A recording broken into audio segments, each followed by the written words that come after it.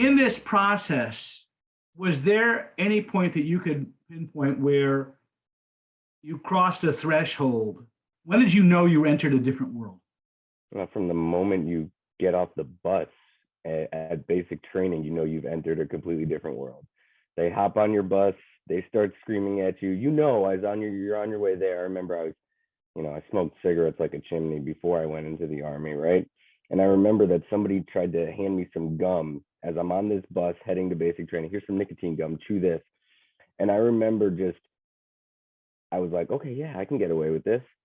As soon as that drill sergeant came onto the bus to call us all off, just lock up. You're in the Army now. They're yelling at you. They're screaming at you. You haven't slept. I think it was day 2 or day 3. They're taking our ID photos. And I learned to master the art of sleeping standing up.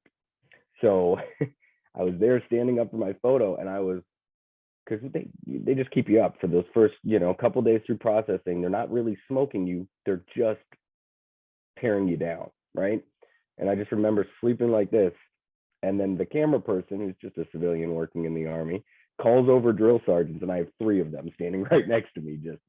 And I'm like, yep, I'm in the Army now. This is it. This is life.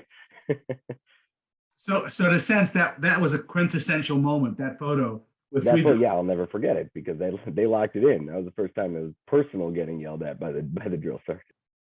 Would you mention any other story that has to do with different world?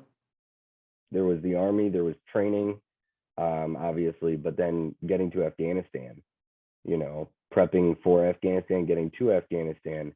The first night we were there, we get off the plane, we get our bags, we go into this barracks area where they were holding us, because the way our units work is we're 3-man teams.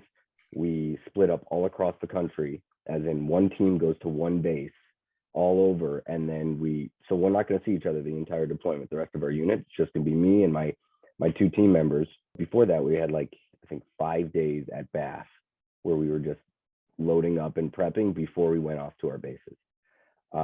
Getting our safety briefs, our security briefs, all that stuff. The evening we got there at night, we get in there, we're all exhausted from the plane flight. We lay down on these bunk beds.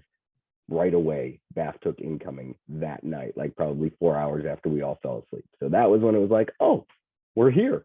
When we landed, not so much here. When we had to wake up in the middle of the night and head to a bunker for the first time, we're here. By the end of that deployment, by the way, there was no getting up in the middle of the night and heading to the bunker. Everyone just said it is what it is.